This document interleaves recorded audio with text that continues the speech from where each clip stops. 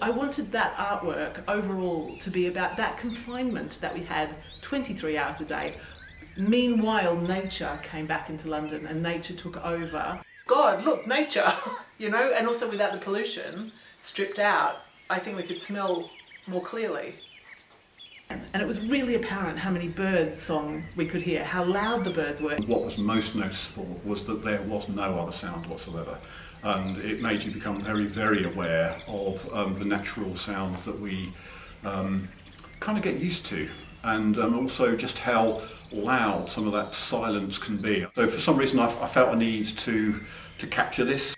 It's only been recently that I've started to come to terms with actually what I've captured, because when I record something now, it's not the same as it was 3 years ago. It's simply not. Aside from being an artist, I've been an artist, you know, since I went to art school when I was 18. I also write about art. I write about the definition of art, the role and value of art in society, and also how art is a knowledge-forming discipline. I returned to painting during lockdown for lots of reasons. And I had done a painting on 9 little wooden canvases of my lockdown walk, which was a bird's eye view of London with the emphasis on how nature took over. The St Pancras Commission gave me the opportunity to see that on the scale that I would normally work, although it's even bigger than the scale I normally work. So I definitely went to Rob because I had every intention of putting sound into it because it was such a changed audio landscape. I live about probably about 20 miles equidistant from 2 fairly major airports. And the first thing I noticed during lockdown, of course, was that no planes were flying. So one of the first things that I attempted to do was to record a few dawn choruses. It's wonderful that nature has been brought indoors, because that's what it was. We weren't allowed out, were we? Wasn't it? At one stage it was an hour of fresh air. And today we're in a glorious summer evening, you know, we're free to roam around. The artwork and the way this has been done is, you do feel as if it's coming in when you walk through there. Is, I think, an exceptional exhibition, telling the story of what it was really like, which is very different, Peter, to anything I've seen in the 20 years that you've been putting these exhibitions on. It's the power of what happened during the initial lockdown. It gave me the idea this is maybe a one-off to do this. And I imagined a central art piece, the equivalent of like a tree in the gallery, but including different artists. And I approached the trust here, and they just really quickly said okay to the money to pay for the commission. We got 41 applicants. We got it down to 5, then did a presentation to the chair of the trust. I'm really pleased to say that Jackie Smith selected Alana Jelinek. This started out as a little maquette, a little small series of paintings that I did in lockdown, and this is an opportunity to take something that is this big and make it that. And for me, I am really pleased to see it like that. Really thank you for letting me do it. And finally, my last big group thank you is to all the 22 other artists. All sorts of people came and gave me and this project their voice and their time.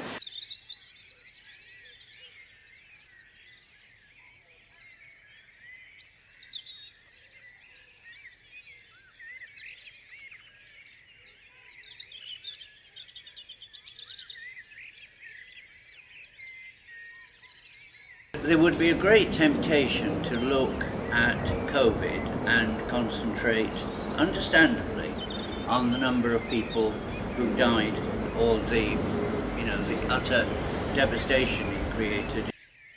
What I liked very much about life in the age of COVID suggests that there was life, there still is life, and there will be life.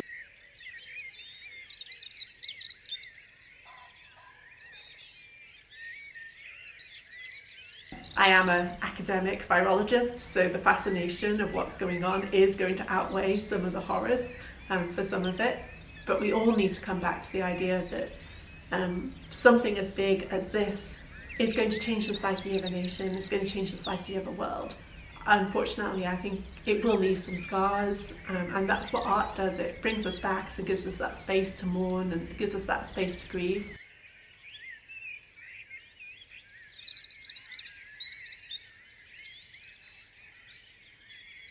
The envelope sort of immersive feeling of sound just draws you into this rather epic walk through the gallery. It turns it into a kind of journey. This is my piece Birth in Lockdown, and each of these individual sort of circular kaleidoscopic elements is created from a photo shared by a woman who gave birth during the pandemic. I found out I was pregnant with him, I think just after we went into the first lockdown. So I spent my whole pregnancy, and then the first sort of year of his life, I suppose, we were in lockdown. When Boris was actually elected as Prime Minister on the 12th of December 2019, I felt that gave me an opportunity to start a daily drawing practice. And as a woman who's been working in mental health for a lot of years, I think to be an artist is quite challenging. I have a family who's grown up now, but it was something about having a daily practice as a way to grow my work and kind of as a discipline. Women and people who gave birth were just expected to just crack on with lots of the essential parts of postnatal care just completely stripped away. It wasn't just women and people who have babies, it was the elderly. Saw the same thing happen with them, with basic human rights, the right to family and have connection, that just being completely stripped away.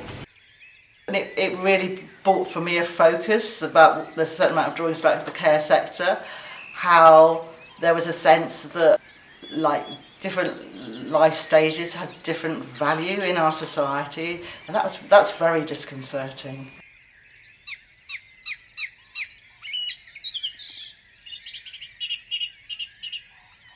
I get off the train and it might be a really crap journey. It might be chucking it down with rain.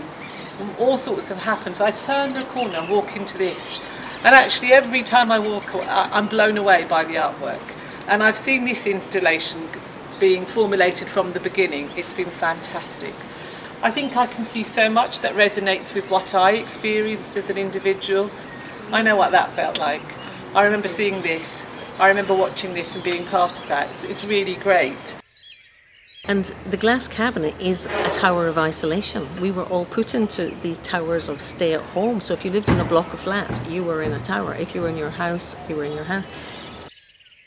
Isolation, Harriet wearing her mask. And then going, now what? Because nobody knew what. All this talk, this media news explosion, but nobody actually knew very much. It was all full of shadows as well. And at the same time as absorbing all of this, we were locked inside our own little worlds. You had the conspiracy theorists on one side saying, this is the beginning of the end, they just want to, you'll take an injection and they'll chip you, and, so there was all kinds of views up in the ether, and nobody could give you that one definite response that you were desperate to hold on to say, okay, this is what we're going to do, this is how long it's going to last, this is what you need to do to get through, and that's all, but everything was depending on who you read, who you spoke to, things were rapidly changing, so.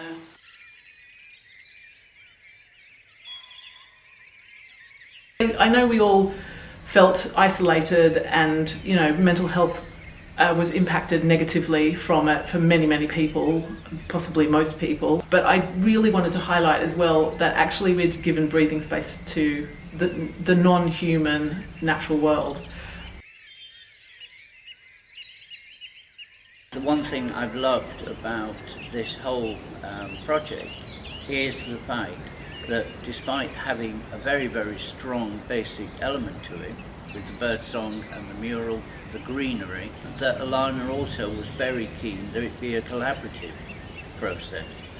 And that really sums up how we need to get out of all this.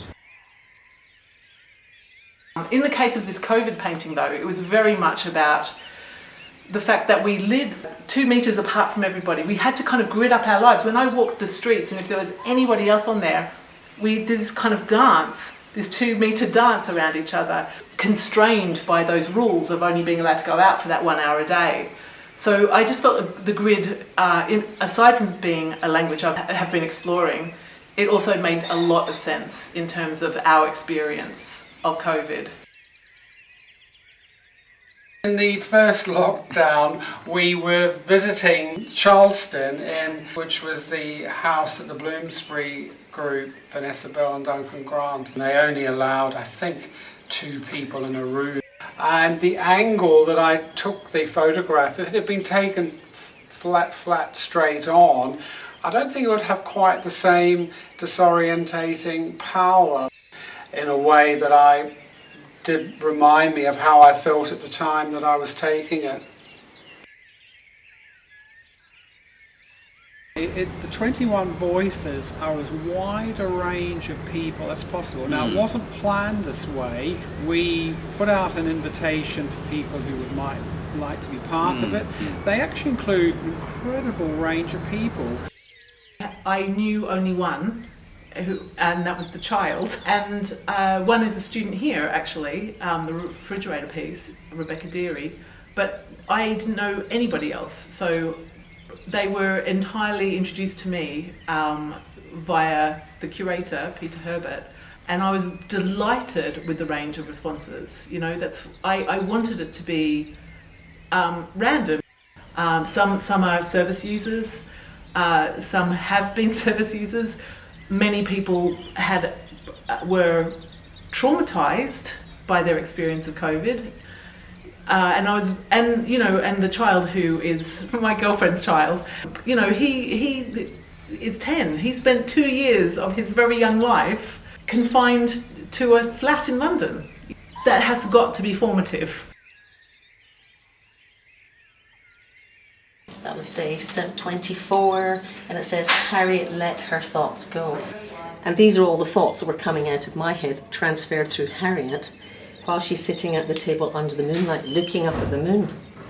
And I've got things like, don't look at your phone, oh, I just looked. Sign up to a guru, half price now.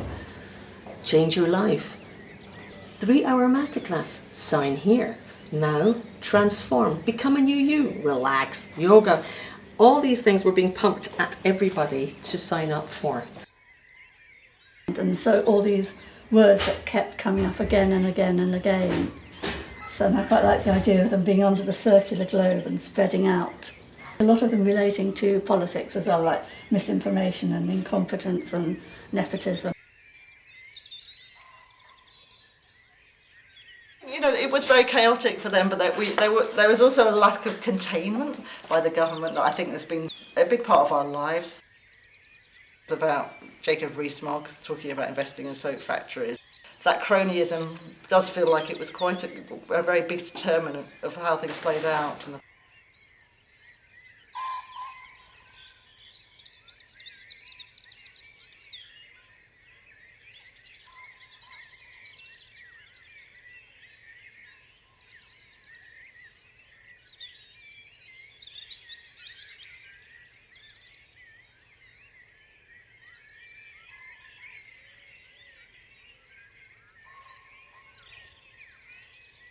Just before the pandemic, I quit my job and I was going to Malaysia. I had a goddaughter and a friend was getting married and all these kind of things. So I said, okay, I'm going to quit, spend a few months out there, recalibrate, decide what my direction is next. I couldn't take my flight because we had the pandemics. During COVID, it's been a time where you need a bit of soothing, you need a bit of warmth, and I think art does that and sparks ideas. So I thought, let me try a new skill, and that's when I turned to clay. I went into hobbycraft, bought 2 big buckets of clay, and I'm like, I'm going to make something and use that as my focus during the time of uncertainty. So with all the news reports, I have them on in the bag. So I did a few experiments, and then that led on to Lady COVID. I think I found it quite difficult to connect to my pregnancy for various reasons. And I wonder whether if I'd been out and about in the world, that might have changed a bit. And there were trees at the end of our garden, so you could just lie and look up and just watch the birds in the trees, which was something that we'd never really done before. So there was something about that slowing down, which I think lends itself, of course, very well to pregnancy. When I did my previous motherhood piece, that was last autumn, and I think I didn't touch on COVID because I think it was too raw, it was too soon. Whereas it had started to feel like enough time had now passed for people to really kind of process and reflect on what that time was like for people who gave birth. You know, of course it had an impact on my experience, but generally everything was okay for me. Yeah. Whereas I know for lots of people, you know, things didn't turn out okay at all, to say the least. And that's what lots of the people that shared with me said, you know, just thank you for having some space to talk about these things.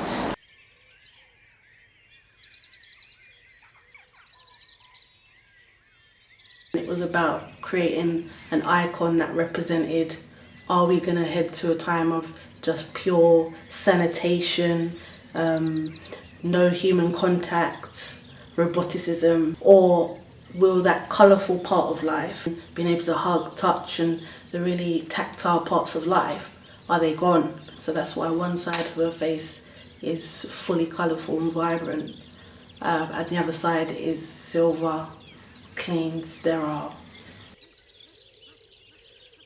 So 8th of June 21, day 431. Harriet listens to nature. Harriet would go to Regent's Park or Hyde Park. So I've got her on her picnic blanket with this big lovely tree, which a lot of people connected because nature was so healing and is so healing. So I've got her there, and I've got this pathway, the path of uncertainty, because nobody knows what's coming up. And I've got my book here with Harriet, a really tiny Harriet. I've got another book over at the back, which I want people to write their story. I did not like being 23 hours under house arrest, but I did love in that 1 hour experiencing the nature that had come back into London. That was magical, and I wanted to bring that back to remind us of what we're losing again, which is that relationship with our natural environment. It's very easy to do in the city, to lose that relationship. It does matter because humans are actually the driver of most pandemics. So every time that there is a pandemic, at some point or other, it's likely that humans have perturbed the natural environment in which that organism lived, or the host organism lived. We've been told for quite some time, but maybe we weren't very keen to hear it, that it will be with us, possibly forever, but not in the very potent way it was.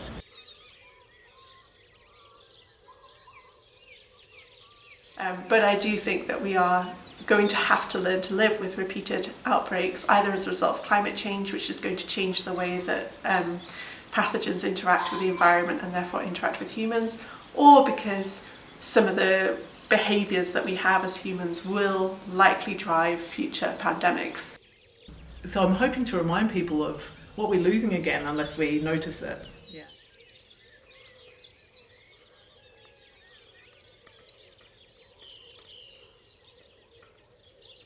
But then with lockdown, I actually wrote these lyrics. And I made this window, and there's a cockerel somewhere behind me. It's a beautiful day, it's a beautiful day, it's a beautiful day. Thank you for the trees outside my window where I hear the birds. Thank you for the trees outside, hallelujah. Here I am all alone with my window and my phone. Well, we all had phones at the time, didn't we? I left mine in my bag. It's a beautiful day, it's a beautiful day, it's a beautiful day, day, day, day.